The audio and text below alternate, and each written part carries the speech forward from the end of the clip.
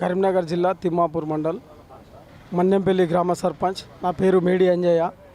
2019 నుంచి 24 వరకు 5 సంవత్సరాలు సర్పంచ్గా గ్రామ అభివృద్ధికి ఎన్నో పనులు చేయడం జరిగింది. నేను గత బీఆర్ఎస్ గవర్నమెంట్లో సర్పంచ్లకు చెక్ పవర్ ఇవ్వకపోతే భిక్షాటన చేయడం జరిగింది. ఎన్నో ఉద్యమాలు చేసి చెక్ పవర్ సాధించుకోవడం జరిగింది.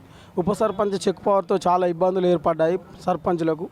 మేము ఆ గ్రామానికి సంబంధించిన పల్లె ప్రకృతి వనానికి సంబంధించిన భూమి కావచ్చు, డంపింగ్ యార్డ్కి సంబంధించిన భూమి కావచ్చు, నర్సరీకి సంబంధించిన భూమి కావచ్చు, తర్వాత క్రీడా ప్రాంగణానికి సంబంధించిన భూమి కావచ్చు, అదే రకంగా గ్రామంలో అభివృద్ధి చేపట్టే ప్రతి భూమితో పాటు ట్రాక్టర్ కొనుగోలు కావచ్చు, వీధి లైట్లు కావచ్చు, మురికి కాలువలు కావచ్చు, మరి అదే రకంగా గ్రామంలో కరోనా 2 సంవత్సరాల్లో కూడా మేము గ్రామ ప్రజలను ఎన్నో ఇబ్బందులతోటి కూడా ఒక్కొక్క కుటుంబానికి ఒక్కొక్కరి దగ్గరికి పోకున్నా కూడా మా గ్రామాన్ని ప్రశాంతంగా కాపాడుకోనికి ఎంతో కృషి చేసిన సర్పంచులను మా పెండింగ్ బిల్లులు ఇవ్వకపోవడం చాలా బాధాకరం.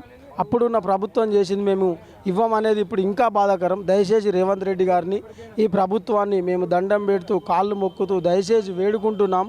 మా యొక్క సర్పంచుల పెండింగ్ బిల్లులు ఇవ్వకపోతే మా భార్య పిల్లల మీది, మా యొక్క స్నేహితుల దగ్గర, మిత్రుల దగ్గర, బంధువుల దగ్గర అప్పులు తెచ్చుకున్నాం కాబట్టి వాళ్ళు మమ్మల్ని ఇబ్బంది పెడితే, మేము కనబడితే మమ్మల్ని టార్చర్ పెడతారని హోటళ్ళ పొంటి, బస్టాండ్ల పొంటి, మరి చెట్ల పొంటి, గుట్టల పొంటి జాక్కుంటున్నాము. అయ్యా, దయచేసి మీరు మమ్మల్ని ఆదుకొని మా డబ్బులు మీరు త్వరలో సుమారు 1200 కోట్లు మాత్రమే మా యొక్క కాంట్రాక్టర్కి ఇచ్చిన డబ్బులు కావు ఈమని చెప్పి సీతక్కను, మరి ముఖ్యమంత్రిని, ప్రభుత్వాన్ని వేడుకుంటున్నాం. సుమారు ఈ రాష్ట్రంలో 160 మంది సర్పంచులు చనిపోవడం జరిగింది. ఆ చనిపోయిన కుటుంబాలకు కూడా ఇవ్వాల్సింది కూడా విజ్ఞప్తి చేస్తున్నాం.